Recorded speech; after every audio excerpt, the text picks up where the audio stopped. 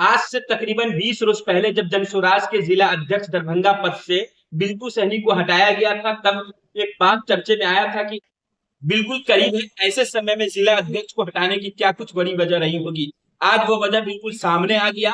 बिल्टू सहनी को प्रमंडलीय चुनाव समिति का संयोजक बनाया गया है और इस संयोजक बनने के बाद इस मौके पर आए हुए तमाम विधानसभा के जो भावी प्रत्याशी हैं उनके साथ एक बैठक हुई है और उसके बाद उन तमाम प्रत्याशियों को एक टास्क दिया गया है। अपने अपने वो विधानसभा में 40 दिनों के अंदर 40 नाके को पूरा करेंगे। वो तमाम क्राइटेरिया को पूरा करने के बाद उनकी सिलेक्शन होगी और ये यहाँ से जो है बिल्टू सहनी की जो टीम है, संयोजक जो है प्रमंडलीय समिति, ये भेजेगी पटना और वहां से कैंडिडेट का तय होगा। लेकिन एक बड़ी जिम्मेदारी दरभंगा जिला के जो पूर्व अध्यक्ष हैं बिल्टू सहनी, उनको मिली, जो अब इनको देखना होगा कि इतनी बड़ी जिम्मेदारी को वो कैसे संभालते हैं। और 2 जिला की जो प्रत्याशी हैं 20 विधानसभा के, तकरीबन कहा जा रहा है कि 70 से 75 लोग जो भावी प्रत्याशी हैं इन तमाम विधानसभाओं में, उनकी जिम्मेदारी है कि वो कैसे इसको निभाते हैं। खबर 24 दैनिक बिहार ग्रामीण पर देख रहे हैं। इस मौके पर बड़ी प्रेस वार्ता को संबोधित करते हुए प्रमंडलीय समिति के जो संयोजक है बिल्टू सहनी, उनका क्या कुछ कहना है प्रेस वार्ता के दौरान,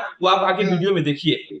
विगत 3 साल से जिस जनसुराज की सूत्रधार माननीय प्रशांत किशोर जी बिहार की बदहाल व्यवस्था को बदलने के लिए आज से 3 साल पहले जब संकल्प लिए, उस संकल्प के अंतर्गत पूरे बिहार में कोई भी ऐसा कोना नहीं मिला जहां पर माननीय प्रशांत किशोर जी बिहार की बदहाल व्यवस्था को दूर करने के लिए पैदल यात्रा किए।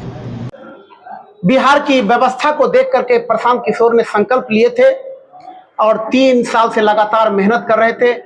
उस मेहनत की अग्नि परीक्षा, उस मेहनत की परीक्षा 2025 हुआ है और इस पूरे बिहार में जनसुराज के जितने भी साथी हैं जी तोड़ मेहनत कर रहे थे।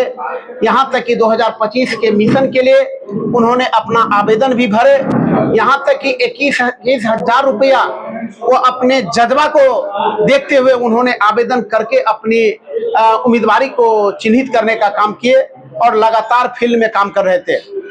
उसी सक्रियता को निभाने के लिए पूरे बिहार को 12 जोन में बांटकर प्रत्येक प्रमंडल में 16 आदमी का चुनाव अभियान समिति बनाया गया। उस चुनाव अभियान समिति में वैसे लोग हैं जो निश्चित रूप में बहुत ही कड़वा अनुभव के साथ, राजनीतिक अनुभव के साथ अपनी भागीदारी बहुत अरसों से कर रहे हैं। उनकी समिति बना करके उस प्रमंडल में बैठक करके आज पूरे दरभंगा जिला के जितने भी 10 विधानसभा के प्रत्याशी हैं सबों को बुला करके आज बैठक किया गया है और वह निर्देश दे दिया गया है कि यदि आप वास्तव में चुनाव लड़ना चाहते हैं, आप उम्मीदवारी अपनी निश्चित करना चाहते हैं, तो आप चुनाव अभियान समिति के निर्देशों को पालन करते हुए आप आवे। 40 दिन उनका टास्क दिया गया हुआ है और 40 दिन में विभिन्न प्रश्नों पर उन्हें आज बताया गया है। उस 40 दिन में यदि वह अपने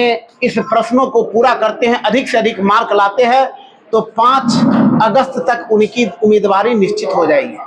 किसकी छटनी होगी? जो लोग पूरा नहीं कर पाएंगे टास्क। स्वाभाविक है, जो कि मार्किंग यदि होगा तो प्रत्येक विधानसभा में 3 आदमी, 4 आदमी, 5 आदमी का ऑब्जर्वर जाएंगे जो इस समिति के लोग होंगे और उसमें 8-10 ऐसी बिंदुएं दिया गया है प्रत्याशियों को, जो अगर वो सभा करेंगे उसका एक मेन पहलू है, आपको मिनिमम 500 आदमी की सभा उन्हें अपने विधानसभा में ही करना है और उस 500 की विधानसभा में जो करना है उस विधानसभा के ही आदमी हो, वो भाड़े पर लाया हुआ आदमी नहीं हो, दूसरे दल के लोग नहीं हो, नाबालिग नहीं हो और उनकी छवि उन भीड़ के द्वारा अच्छा हो, उनकी जयकारा लगाया जाए। जो वास्तव में अमुख आदमी यदि कल के डेट में इस विधानसभा में उम्मीदवार होते हैं तो इस विधानसभा का निश्चित रूप में कायाकल्प होगा। वो कई बिंदु ऐसा दिया है जो हमारे ऑब्जर्वर उस पर मूल्यांकन करेंगे और उस मूल्यांकन को कमेटी में रख करके उसकी हरी झंडी देते हुए स्टेट को उपलब्ध करवाएंगे। ऑब्जर्वर दरभंगा और मधुबनी में एक संयोजक, एक सह संयोजक और 14 आदमी जो अभियान समिति में है, यानी कि टोटल 16 आदमी का टीम बना है प्रमंडलीय अभियान चुनाव समिति में। वही 16 आदमी ऑब्जर्वर होंगे। क्या लगता है जब इस तरह का हार्ड टास्क आप दिए होंगे इन प्रत्याशियों को क्षेत्र में, तो लगता है ये छटनी के लिए किया गया है? निश्चित रूप में छटनी के लिए किया गया है। नहीं, अगर उनका जन स्वराज का उद्देश्य है कि यदि आप 5 सभा करते हैं तो 25, अगर 2500 आदमी उस विधानसभा में यदि संकल्प लें कि मैं जन स्वराजी हूं और अमुक आदमी कल निश्चित रूप में उस विधानसभा का कायाकल्प करेंगे तो शेष रेस्ट जो आदमी है स्वतः जन स्वराजी हो जाएंगे। आप जिस प्रमंडल के संयोजक बने इसमें कितनी विधानसभा है? 20 विधानसभा। इस 20 विधानसभाओं का मूल्यांकन आप किस आधार पे करेंगे? 16 आदमी का मेरी टीम है और उसमें टास्क है जो कि कोई भी सभा करेंगे कोई प्रत्याशी तो 3 दिन पहले सूचना कर देंगे और यह कमेटी निर्धारित करेंगे कि उस विधानसभा में कौन ऑब्जर्वर जाएंगे, जिसको कोई जानकारी नहीं रहेगा। नहीं तो अगर उस प्रत्याशी को मालूम होगा कि अमुक ऑब्जर्वर जाएंगे तो उनसे साठगांठ करना चाहेंगे तो उसको एट रैंडम उन्हें जानकारी नहीं होगा। जिस दिन सभा होंगे उसी दिन उन्हें जानकारी होगा जो हमारे ऑब्जर्वर है। तो ये कब से कब तक डेट है? कल 20 तारीख से शुरू हो रहा है और 31 जुलाई तक उसे संपन्न करना है, टोटल 40 दिन में। ये लोग क्या क्या करेंगे? सभाएं करनी है और 5 सभा एक कैंडिडेट को दिया गया है, हर हालत में उसे अपने विधानसभा में ही करना। सभा की कैपेसिटी क्या होगी? 500। सभा के अलावा और भी कुछ होगा या सिर्फ सभा करना है? नहीं, अभी केवल सभा करना है और सभा के आधार पर यानी कि उनकी कैपेसिटी देखना है, आम आवाम में उनका क्या क्षमता है, उनका क्या एक जस है, किस तरह से लोग उन्हें सोचते हैं। ऐसा तो नहीं कि लोग तो सोचेंगे क्या इस टास्क के बाद इस बात को मान लिया जाए कि यहाँ धन बल का इस्तेमाल अब नहीं होगा, जिनकी लोगों के बीच पकड़ होगी वैसे प्रत्याशियों को मौका मिलेगा? सर, इसकी शुरुआत हो गई है कैंडिडेट के सिलेक्शन करने के लिए और इसमें धन बल की कोई चर्चा नहीं हुई है। अभी हमारे कुछ प्रत्याशी ने बोले कि कुछ सहायता क्या पार्टी से मिलेंगे। हम कहे कि पार्टी से सहायता लेने की जरूरत नहीं है, क्योंकि यह सभा आपके विधानसभा क्षेत्र में हो रहा है, वहां पर आप बैठने की व्यवस्था कर दीजिए। साउंड वैसे भी जनरल रहता है, 2-4-5 हजार रुपया खर्च कर देंगे तो स्वतः आपके पास आदमी आ जाएंगे। सबसे ज्यादा संभावित प्रत्याशी किस विधानसभा से आपकी नजर में भी पहुंचा है? सर, 5-6 ऐसे विधानसभा है जहाँ पर 5 और 6 आदमी की संख्या मिला है। ये सभा ही तय करेगी कि अमुक प्रत्याशी होंगे, पीके नहीं करेंगे। सभा नहीं तय करेंगे, ये चुनाव समिति फाइनल करेंगे जो कौन ऐसे प्रत्याशी है जो उस विधानसभा क्षेत्र में अपनी अहम भूमिका निभाने वाले हैं। ऐसी क्या आन पड़ी कि ये कमेटी बनानी पड़ी और इस तरह से काम करना पड़ा? सर, उनका एक संवैधानिक बायलॉज है, संविधान लिखा गया हुआ है कि जनता के बीच का ही कैंडिडेट होंगे, वैसे कैंडिडेट होंगे जिनके पास किसी भी तरह का बेदाग छवि के है, जिन पर कोई आपराधिक मुकदमा नहीं है और वह जनता के बीच का होगा और उस विधानसभा का ही प्रत्याशी होगा।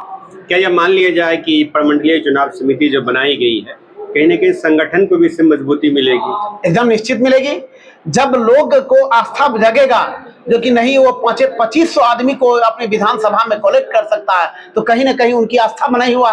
ये आखिरी सवाल आपसे कि ये प्रमंडलीय जो आपकी समिति है ये तय करेगी कैंडिडेट या आप यहाँ से सिफारिश करेंगे, पटना भेजेंगे, वहां से तय होगा? नहीं, यहाँ का समिति फाइनल रिपोर्ट करेंगे और केंद्रीय चुनाव समिति है उस पर अगर उन्हें किसी भी तरह का कंप्लेन होगा, जेएसपीटी के भी लोग हैं या कुछ एक सूत्र से पता लगाएंगे।